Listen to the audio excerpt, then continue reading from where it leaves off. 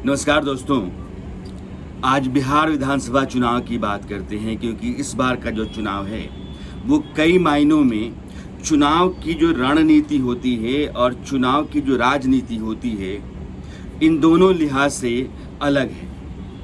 पहली बात यह है कि जो दो दल आज की तारीख में सरकार में हैं, सत्ता में हैं और साथ लड़ रहे हैं, उन दोनों दलों के बीच में एक नया रिश्ता है और इस रिश्ते में जो सबसे अहम बात है वो है ट्रस्ट डेफिसिट, भरोसे का संकट। बीजेपी जेडीयू के खिलाफ जो काम कर रही है या जो रणनीति तैयार किए हुए है वो जेडीयू को पता है। बावजूद इसके जेडीयू बीजेपी के साथ चुनाव लड़ रहा है और बीजेपी को यह बात पता है कि जो बिसात उसने बिछा रखी है उसके बारे में, उसके हर प्यादे की चाल का पता जेडीयू को है। बावजूद इसके वो ये दावा करती है कि सरकार अगर बन जाती है चुनाव के बाद तो इस बात से कोई फर्क नहीं पड़ता है कि सीटें किसी कम या ज़्यादा हैं, मुख्यमंत्री नीतीश कुमार ही होंगे। अब राजनीति में जो बातें चुनाव से पहले कही जाती हैं और चुनाव के बाद, नतीजों के बाद जो कुछ भी होता है उसको कहने या फिर समझाने की कोई ज़रूरत है नहीं। महाराष्ट्र आपके पास एक ताज़ा उदाहरण है। लेकिन बिहार में बीजेपी ने एलजेपी के जरिए यानी चिराग पासवान के जरिए जेडीयू को काटने या उसकी विधायकों की संख्या को कम करने की जो रणनीति या फिर यूं कहिए कि जिस तरीके का प्लान उसने रखा है वो बहुत हद तक कामयाब हो सकता है। अब आप यूं मानिए कि 243 सीटों में से 122 सीटों पर जेडीयू लड़ रहा है। उस 122 में उसने 7 सीटें जीतन राम मांझी को दे दी हैं, यानी 115 सीटों पर जेडीयू है और जो 121 सीटें बीजेपी को मिली हैं उसमें से 11 सीटें बीजेपी ने वीआईपी को दे रखी हैं। तो बीजेपी आज की तारीख में 110 सीटों पर लड़ रही है। चिराग पासवान बिहार में उन सीटों पर अपने उम्मीदवार नहीं उतारेंगे जिन सीटों पर बीजेपी है, यानी चिराग पासवान को 110 सीटों का ही ख्याल रखना है। बाकी जो 143 या 133 सीटें हैं उन पर चिराग पासवान चुनाव लड़ सकते हैं। अब चिराग पासवान क्या कर रहे हैं इसको समझिए आप। जेडीयू के खाते में वैसी सीटें जो बीजेपी के उम्मीदवार पहले जीते हुए थे, क्योंकि 2015 के चुनाव में बीजेपी अलग थी, जेडीयू और आरजेडी साथ चुनाव लड़े थे। उस समय बीजेपी के पास भी वोट परसेंटेज 25 के आसपास था और एलजेपी जो बीजेपी के साथ था, एनडीए का हिस्सा था पिछले चुनाव में, वो मेरा ख्याल है कि 42 सीटों पर चुनाव वो पार्टी लड़ी थी और 2 विधायक उसके जीत करके आए थे। जो वोट परसेंटेज एलजेपी का था कमोवेश 4.8 4.9 के आसपास था, 5% मान लीजिए। इसलिए चिराग पासवान के पास खोने के लिए कुछ नहीं है, लेकिन पाने के लिए 2 चीज़ें हैं। एक कि वो 130, 35, 40 जितनी सीटों पर अपने उम्मीदवार खड़ा करते हैं उनमें बहुत नुकसान होगा, तब भी 2 सीटों से ज़्यादा सीटें तो उनको मिलेंगी ही और वोट परसेंटेज उनका बढ़ेगा ही। बिहार की राजनीति में नीतीश कुमार, लालू प्रसाद यादव के बाद जो युवा और नए चेहरे हैं, बीजेपी में अभी उस तरह का चेहरा बीजेपी ने बढ़ाया नहीं है, उभारा नहीं है। तेजस्वी यादव वहाँ हैं आरजेडी की तरफ से, लेकिन चिराग पासवान बिहार में भविष्य का बड़ा चेहरा, मुख्यमंत्री पद के उम्मीदवार हो सकते हैं। तो इस बार के चुनाव को वो एक्सपेरिमेंट के तौर पर ले सकते हैं और यह दोनों फायदे चिराग पासवान के लिहाज से हैं। अब चिराग पासवान इतनी सीटों पर बीजेपी के खिलाफ जा करके और ये कह करके कि मोदी तुमसे बैर नहीं, नीतीश तुम्हारी खैर नहीं, चुनाव लड़ें और दिल्ली में मोदी सरकार में वो रहें एनडीए का हिस्सा, यह बिना बीजेपी के शीर्ष नेताओं की मंजूरी के संभव ही नहीं है। यानी कि बीजेपी के जो शीर्ष नेता हैं नरेंद्र मोदी और अमित शाह, इन दोनों के कहने पर या इन दोनों से अपना प्लान साझा करके ही वो बिहार चुनाव में उतरे हैं। अगर आप चिराग पासवान का आज का ट्वीट देखें तो उन्होंने नरेंद्र मोदी को इस बात के लिए कृतज्ञता अपनी ज्ञापित की है कि आपने पिताजी के अंतिम संस्कार में जिस तरीके से आगे बढ़ कर के मदद की और सारा इंतज़ाम कराया, उसके लिए मैं आभारी हूँ। आपका स्नेह, आपका आशीर्वाद हमें हमेशा चाहिए। अब इस तरह के रिश्ते में चिराग पासवान नरेंद्र मोदी और अमित शाह के साथ हैं और बिहार में वो नीतीश कुमार की सरकार को कोस रहे हैं, बल्कि यहाँ तक कह रहे हैं कि चुनाव के बाद बिहार में बीजेपी और एलजेपी की सरकार बनेगी। और अगर ऐसा होता है तो ये दोनों सरकारें नीतीश कुमार की अगुवाई में जो सरकार चलती रही है उसके तहत जितने भी गलत या भ्रष्टाचार के काम हुए हैं उनकी जांच करेगी।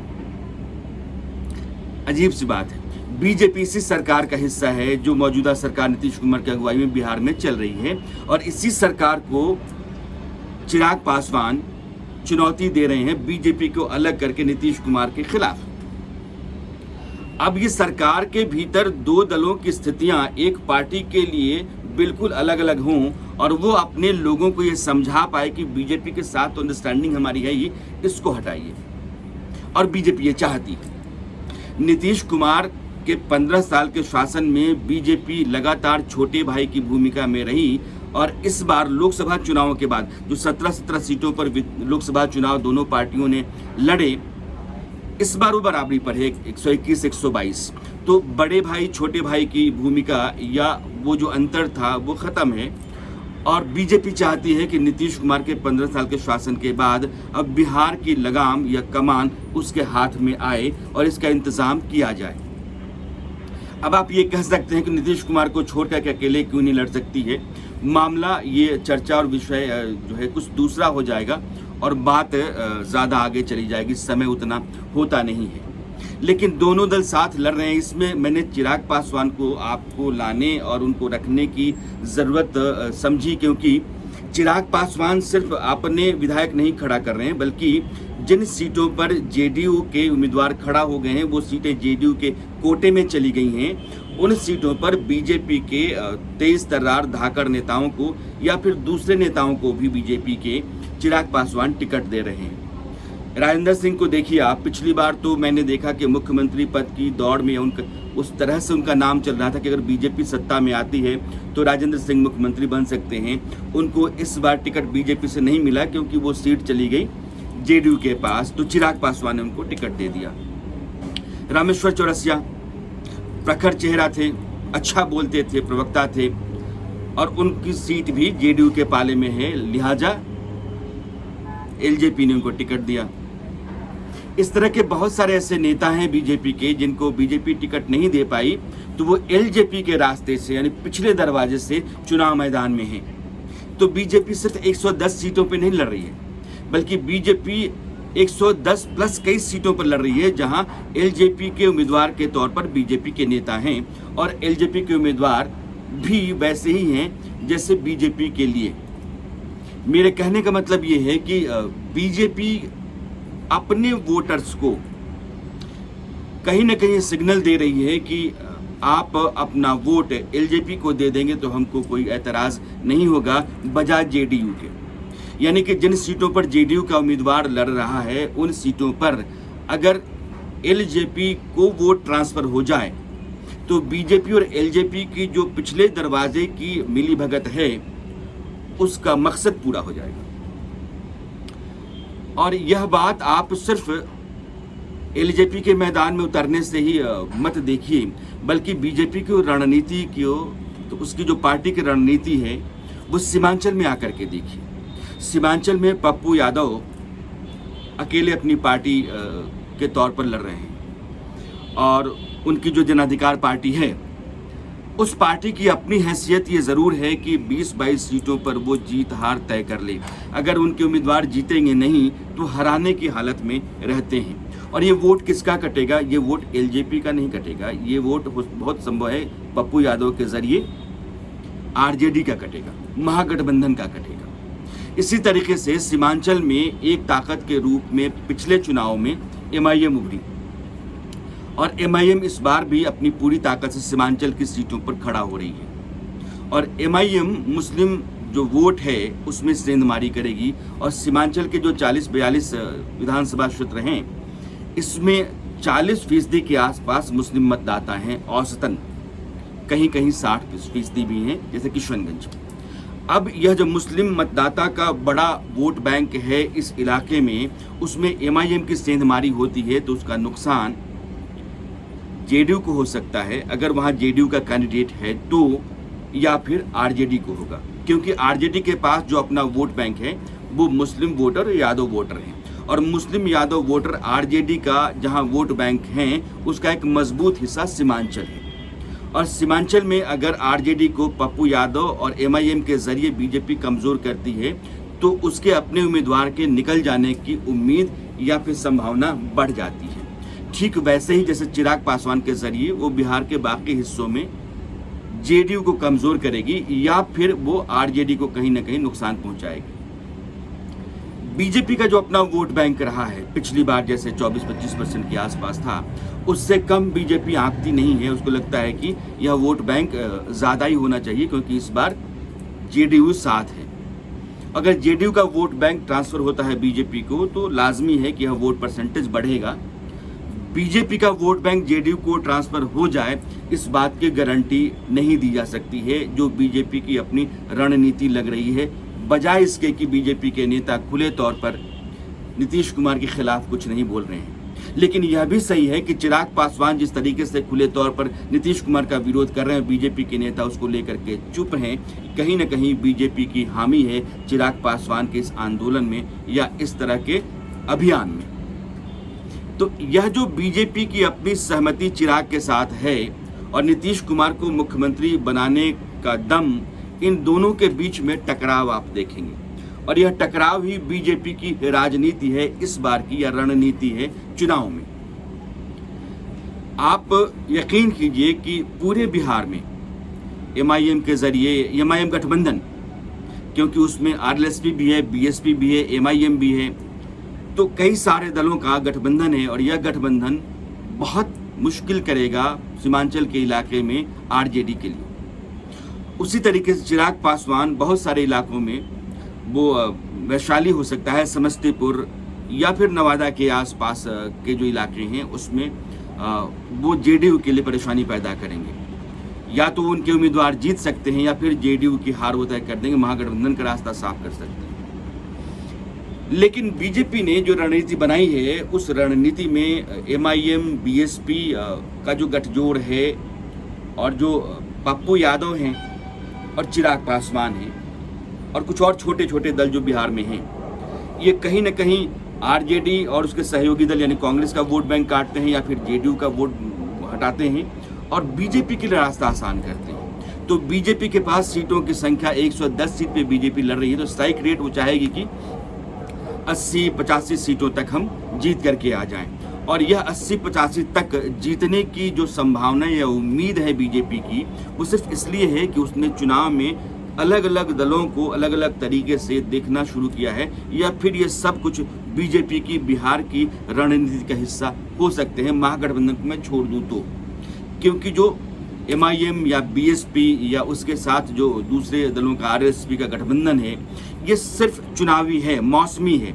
चुनाव के बाद ये सभी नेता, सभी दल अपनी अपनी राह पर चले जाएंगे या फिर सत्ता बनाने के लिए अपनी हिस्सेदारी देने और फिर उसके एवज में फ़ायदा लेने की कोशिश करेंगे। इनका मकसद सिर्फ सत्ता में हिस्सा लेना और उससे मलाई काटना होता है और इसीलिए गठबंधन होता है। तो मौसमी गठबंधनों का सिर्फ मकसद सत्ता का होता है और सत्ता बनाने या फिर बिगाड़ने में उनकी भूमिका क्या हो सकती है, यह बहुत हद तक इस बात पर निर्भर करता है कि उनकी जो सामाजिक जो संरचना है वोटर्स की, मैंने कहाँ उनकी जाति या कम्युनिटी के वोटर्स हैं और वहाँ कितना वो नुकसान या फ़ायदा पहुँचा सकते हैं और उस लिहाज से उनको खड़ा किया गया हो, यह भी संभव है। मैं जो कह रहा हूँ उसको समझिएगा आप कि जिन दलों की कोई हैसियत नहीं होती है, बिहार में उनका अपना कभी कोई बड़ा वोट बैंक नहीं रहा है, वो सक्रिय राजनीतिक दल नहीं रहे हैं, फिर भी वो हैं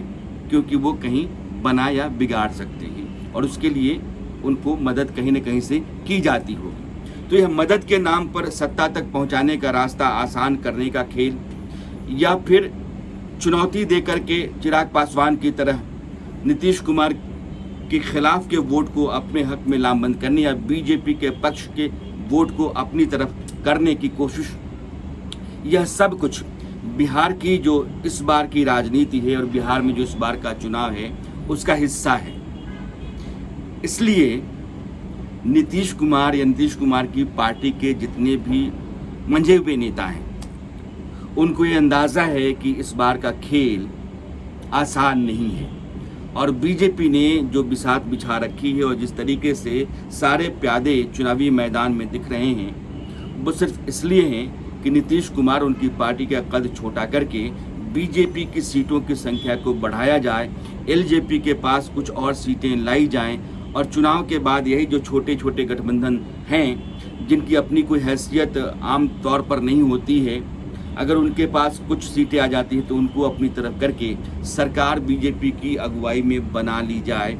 और यह असंभव नहीं है, या मैं यूँ कहूँ कि यह दूर की कौड़ी नहीं है, बीजेपी के लिए संभव हो सकता है इस बार। इसलिए विधानसभा का चुनाव बिहार में कई मायनों में, जो मैंने कहा कि अलग होगा और कई तरीके से चुनाव के बाद भी समीकरण बदलेंगे।